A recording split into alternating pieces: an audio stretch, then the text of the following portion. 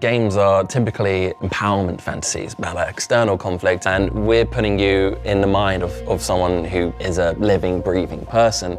And so the decisions you're making aren't about high score, it's not about avoiding a game over, it's literally about the soul of this character and wanting to preserve that and wanting to do what's right for Erica. I think if you're not familiar with games, the easiest way to pitch this would be to say it was like an interactive film, but we think it kind of doesn't deserve to be like a subsidiary of like an existing sort of medium. It really feels like it's its own sort of thing between something like film and games. So we don't want to say too much right now about the story, but ultimately this is Erica's story and you are guiding it. And the heart of that story kickstarts with a traumatic childhood event, which haunts her until her adulthood. She's contacted by an old family friend who believes that in her mind somewhere is the key to the identity of a killer that's on the loose. But then what starts happening is that the killer comes into the picture as well and starts to contact Erica, and then you're stuck between these two perspectives, these two sides of the same coin, and not really knowing who is the one to trust. And the choices you make end up sort of creating a bias towards one or the other, and ultimately these pile up to give you this tough choice towards the climax of the game as to what you think the truth really is.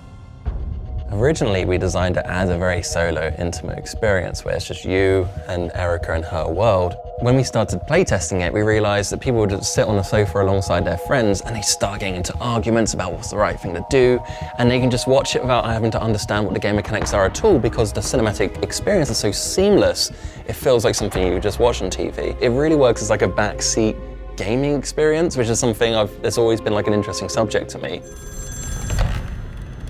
I've been watching you, Erica. Whether you're playing Erica or you're watching it almost passively and you're just in a sort of a social situation, it generally feels like watching a Hollywood film with the same pace and the same production value and that sort of flow that you're familiar with after like 100 years of filmmaking. What it allows you to do that a film doesn't is make you an active participant in that.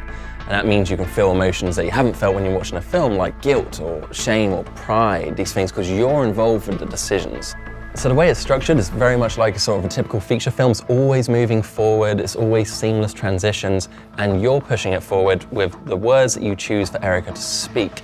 And she won't speak unless you choose for her to speak. It's not like you're only involved some of the time.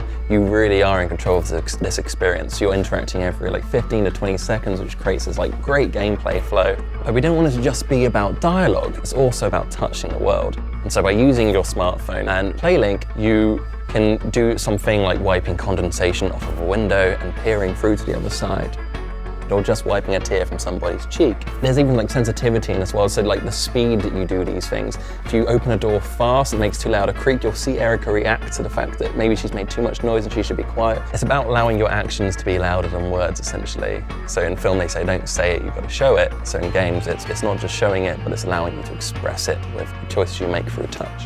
The thing that excites me mostly is that I really hope Erica is a start of something new, because we had to throw out the rule book on how we develop games. What Erica's going to give us is the foundation for what could be endless amounts of stories for years to come.